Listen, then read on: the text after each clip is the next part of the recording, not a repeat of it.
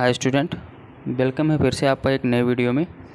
और इसमें हम देखने वाले हैं क्लास 11th एनसीईआरटी का चैप्टर नंबर फर्स्ट। तो चैप्टर नंबर फर्स्ट जो है उसका नाम है some basic concept of chemistry. ठीक है, अब some basic concept of chemistry में इसमें सब बेसिक चीज़ें पढ़नी हैं। ठीक है, और सबसे पहले तो इसमें हम इसका जो मेन पॉइंट है, स्टार्टिंग जहाँ से होती है वहाँ से हम इसको देख लेते हैं। तो सबसे पहली चीज़ में ये समझना है कि केमिस्ट्री होती क्या है, केमिस्ट्री को हम पढ़ते क्यों हैं, केमिस्ट्री का यूज क्या है। तो अगर केमिस्ट्री की डिफिनीसन देखी जाए कि केमिस्ट्री की डिफिनीसन क्या होती है, तो जैसे देखो यहाँ पे लिखा गया है the branch of science that study the preparation properties structure and reaction of various substance is called the chemistry. Means हम किसी भी सब्सटेंस की प्रिपरेशन, उसकी प्रॉपर्टी, उसका स्ट्रक्चर, उसके रिएक्शन के बारे में हम कहाँ पे पढ़ते हैं, केमिस्ट्री में पढ़ते हैं। कोई भी सब्सटेंस हो, अगर ये प्रॉपर्टी हम की स्टडी हम कर रहे हैं, प्रिपरेशन की, उसके स्ट्रक्चर की, उसके रिएक्शन की, तो ये किस में हम स्टडी करते हैं, केमिस्ट्री के ब्रांच में करते हैं। ठीक है, तो ब्रांच ऑफ केमिस्ट्री, जो केमिस्ट्री की मेन साइंस है वो क्या है, the branch of science the study the preparation of structure and reaction various substance is called the chemistry. ठीक है, तो ये तो थी केमिस्ट्री। अब अगर हम देखें पार्ट ऑफ केमिस्ट्री या फिर ब्रांच ऑफ केमिस्ट्री की, ब्रांच ऑफ केमिस्ट्री कितनी है या फिर कितने टाइप्स की केमिस्ट्री एग्जिस्ट करती हैं जो हम लोग पढ़ते हैं। तो जैसे बेसिकली अगर देखा जाए क्लास 11th-12 में, तो उसमें हम सिर्फ मेनली 3 टाइप की केमिस्ट्री पढ़ते हैं, organic chemistry, inorganic chemistry and physical chemistry. 3 type की केमिस्ट्री पढ़ते हैं। लेकिन यहाँ पे मैं आपको और भी डिटेल में बताऊँगा कि कितनी टाइप की केमिस्ट्री की ब्रांचेज हो सकती हैं, केमिस्ट्री को कितने पार्ट में डिवाइड करा गया है। तो केमिस्ट्री का सबसे पहला पार्ट होता है क्या, फिजिकल केमिस्ट्री। फिजिकल केमिस्ट्री में हम क्या करते हैं कि किसी भी सब्सटेंस की उसकी फिजिकल प्रॉपर्टी के बारे में पढ़ते हैं, लाइक उसका टेम्परेचर और उसका मेल्टिंग पॉइंट, बॉइलिंग पॉइंट। तो उसकी फिजिकल प्रॉपर्टी के बारे में अगर हम स्टडी करते हैं तो वो किसके अंतर्गत आता है, फिजिकल केमिस्ट्री के अंतर्गत आता है। दूसरा पार्ट इसमें क्या है, इनऑर्गेनिक केमिस्ट्री। इनऑर्गेनिक केमिस्ट्री में लाइक पीरियोडिक टेबल, किसी भी एलिमेंट के बारे में डिटेल स्टडी करते हैं, किसमें, इनऑर्गेनिक केमिस्ट्री में। नेक्स्ट आता है इसमें ऑर्गेनिक केमिस्ट्री। ऑर्गेनिक केमिस्ट्री में क्या स्टडी करते हैं, कोई भी सब्सटेंस होता है उसके ऑर्गेनिक नेचर के बारे में। जैसे मेनली इसमें आता है कार्बन, हाइड्रोजन, ऑक्सीजन। ठीक है, कार्बन के बारे में मैक्सिमम कितनी स्टडी कर सकते हैं, डिटेल में स्टडी हम करते हैं, तो वो किसके अंतर्गत आता है, ऑर्गेनिक केमिस्ट्री के अंतर्गत आता है। इसके बाद आता है इसमें इंडस्ट्रियल केमिस्ट्री। इंडस्ट्रियल केमिस्ट्री हम क्लास 11th-12 में पढ़ते तो नहीं हैं, लेकिन थोड़ा सा देख लेते हैं कि इंडस्ट्रियल केमिस्ट्री क्या होती है। इंडस्ट्रियल केमिस्ट्री के बारे में अगर हम बात करें तो कोई भी सब्सटेंस होता है उसको, या फिर कोई भी केमिकल्स होता है, उस केमिकल्स को हम इंडस्ट्री लेवल पे कैसे यूज करते हैं, लाइक फार्मास्यूटिकल इंडस्ट्री हो गया। ठीक है, मेडिकल इंडस्ट्री में इसका कहाँ पे यूज किया जाता है, तो वहाँ पे जब हम उसके बारे में स्टडी करते हैं तो वो इंडस्ट्रियल केमिस्ट्री के अंतर्गत आता है। उसके बाद आता है बायोकेमिस्ट्री। ठीक है, इसी केमिस्ट्री का ही एक पार्ट है क्या, बायोकेमिस्ट्री। बायोकेमिस्ट्री में क्या करते हैं, किसी भी सब्सटेंस के, किसी भी केमिकल्स के जो बायोलॉजिकल नेचर होते हैं, जैसे आरएनए हो गया, डीएनए हो गया। ठीक है, बायोकेमिस्ट्री में हम आरएनए पढ़ते हैं, डीएनए पढ़ते हैं, या फिर पॉलीमर पढ़ते हैं, स्टार्च पढ़ते हैं, कार्बोहाइड्रेट पढ़ते हैं, सुक्रोज, फ्रक्टोज पढ़ते हैं। तो ये बायोकेमिस्ट्री के अंतर्गत पढ़ते हैं। इसके बाद इसमें आता है एनालिटिकल केमिस्ट्री। एनालिटिकल केमिस्ट्री मतलब किसी भी सब्सटेंस को हम कितने डिटेल में उसका एनालिसिस कर सकते हैं, उसके बारे में समझ सकते हैं, इसको हम किस में पढ़ते हैं, एनालिटिकल केमिस्ट्री में पढ़ते हैं। अब अगर हम बात करें तो सबसे लास्ट आता है न्यूक्लियर केमिस्ट्री। लास्ट और इम्पॉर्टेंट भी है सबसे ज़्यादा, हालांकि 11th-12 में न्यूक्लियर केमिस्ट्री नहीं पढ़ाई जाती, लेकिन उसके कुछ हेडिंग, कुछ टॉपिक्स हैं जो हम यहाँ पे पढ़ते हैं, मतलब रीड अबाउट द न्यूक्लियस। ठीक है, न्यूक्लियस के बारे में हम किस पार्ट में पढ़ते हैं, केमिस्ट्री के न्यूक्लियर केमिस्ट्री के पार्ट में। ठीक है, तो ये तो था केमिस्ट्री का एक बेसिक इंट्रोडक्शन। ठीक है, अगर हम बात करें कि इसके आगे क्या होता है, तो some basic concept of chemistry में दूसरी हेडिंग जो आती है main important, nature of matter. ठीक है, मैटर के नेचर क्या होते हैं, मैटर के नेचर किस टाइप के हो सकते हैं। ठीक है, तो ये किस में आता है, न्यूक्लियर केमिस्ट्री में आता है।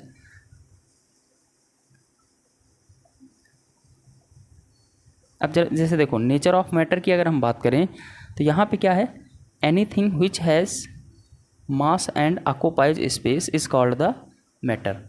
मतलब मैटर क्या होता है कि कोई भी सब्सटेंस हो जिसका कुछ ना कुछ मास हो, ठीक है, कुछ ना कुछ वो स्पेस कवर करे, ठीक है, वो क्या होता है मैटर।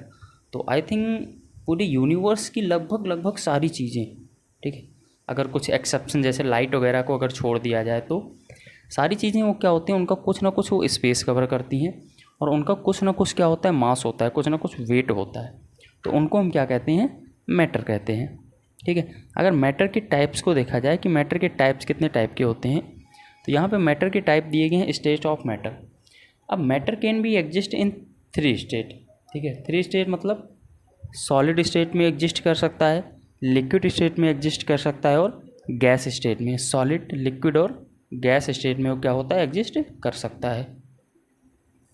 अब देखिए मैटर का सबसे पहला स्टेट क्या होता है, सॉलिड स्टेट। अगर सॉलिड स्टेट की हम बात करें कि सॉलिड स्टेट क्या होता है, तो सॉलिड स्टेट सबसे पहले, solid are the substance which particle are very close packed. मतलब सॉलिड सब्सटेंस के जो पार्टिकल होते हैं वो बहुत ही ज़्यादा क्लोज्ड होते हैं, मतलब उसकी मान लो एक पार्टिकल है वो एक दूसरे से क्लोजली अट्रैक्ट होते हैं, एक दूसरे से बहुत तेज़ी से बंधे हुए होते हैं, बहुत फोर्सफुल्ली क्या होते हैं, जुड़े हुए होते हैं। ठीक है, अगर इसकी दूसरी प्रॉपर्टी देखा जाए तो ये क्या होता है, solid have definite volume and shape. मतलब कोई भी सॉलिड सब्सटेंस होता है उसका वॉल्यूम और शेप क्या होता है, डिफिनिट होता है। मतलब कोई भी सॉलिड सब्सटेंस हो, लाइक कोई स्टोन हो, कोई पत्थर हो, उसको हम कहीं भी रखेंगे उसका शेप वैसा ही रहेगा और वो उतना ही स्पेस कवर करेगा। लाइक किसी स्पेस पे रख दें, कहीं टेबल पे रख दें या फिर कहीं भी रख दें तो वो उतना ही स्पेस कवर करेगा और उसका उतना ही वेट रहने वाला है। तो solid have the definite volume and space. ठीक, नेक्स्ट की अगर बात करें तो solid have strong intermolecular force between their particle. मतलब सॉलिड के पार्टिकल के बीच में बहुत स्ट्रॉन्ग इंटरमोलिक्यूलर फोर्सेज होता है। ठीक है, कोई भी सॉलिड पार्टिकल है उसके 2 पार्टिकल की अगर बात करें तो वो आपस में बहुत तेज़ी से बहुत क्लोजली पैक्ड होते हैं। ठीक, नेक्स्ट आता है some solid are malleable and ductile.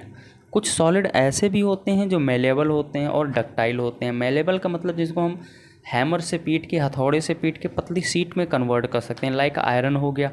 ठीक है, आयरन से हम क्या कर सकते हैं, उसको हम पतली शीट में कन्वर्ट कर सकते हैं, उसको हीट करें, हीट करने के बाद हैमर से पीटें, वो पतली शीट में कन्वर्ट हो जाएगा। डक्टाइल मतलब क्या करें, उसको हम उससे पतले वायर बना सकते हैं, मतलब पतली सीट बना सकते हैं। तो कुछ सॉलिड ऐसे भी होते हैं जो मेलेबल होते हैं और डक्टाइल होते हैं।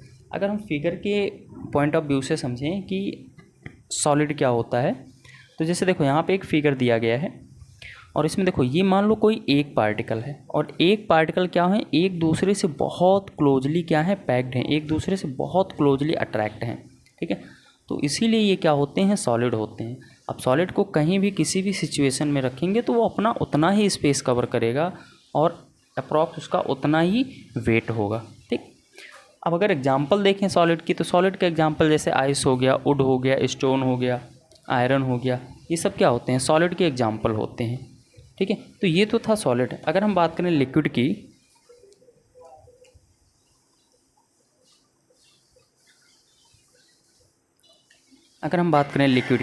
तो liquid have the weak intermolecular forces. मतलब लिक्विड का क्या होता है, जो इंटरमोलिक्यूलर फोर्सेस होता है वो सॉलिड के कंपेरिजन में बहुत कम होता है, वीक होता है। ठीक है, they have the definite volume but not definite the shape. इसका जो वॉल्यूम होता है मतलब वेट, वो तो क्या है, शेप बिल्कुल फिक्स है। ठीक है, उसका जो वॉल्यूम हो गया, उसका जो शेप हो गया, वो शेप तो फिक्स नहीं होता लेकिन उसका जो वॉल्यूम हो गया वो क्या होता है, शेप फिक्स होता है। सपोज डेट हमने आपको क्या किया, एक ग्लास ऑफ वाटर दे दिया। आप उस ग्लास ऑफ वाटर को क्या करा आपने, किसी भी दूसरे स्पॉट में आप उसको पलट रहे हो, किसी भी दूसरी जगह पे पलट रहे हो, तो वो अपना शेप तो चेंज कर लेगा लेकिन उसका वेट जो था, वो वॉल्यूम था, वो उतना का उतना ही है। मतलब क्या हो गया, किसका जो वॉल्यूम होता है वो डिफिनिट होता है। ठीक है, वो फिक्स होता है, लेकिन शेप की अगर बात करें तो वो फिक्स नहीं होता। नेक्स्ट पॉइंट इसमें आता है, they are weak attraction between their particle. मतलब उसके पार्टिकल के बीच में क्या होता है, जो अट्रैक्शन होता है वो बहुत वीक होता है सॉलिड के कंपेरिजन में। सॉलिड के पार्टिकल बहुत तेज़ी से अट्रैक्ट हुए रहते हैं आपस में, लेकिन लिक्विड के पार्टिकल क्या होते हैं, वीक अट्रैक्शन होता है इसमें, सॉलिड के कंपेरिजन में काफ़ी वीक अट्रैक्शन होता है। ठीक है, अब जैसे देखो यहाँ पे पार्टिकल के बीच में स्पेस पाया जा रहा है, मतलब इसका अट्रैक्शन बहुत कम है।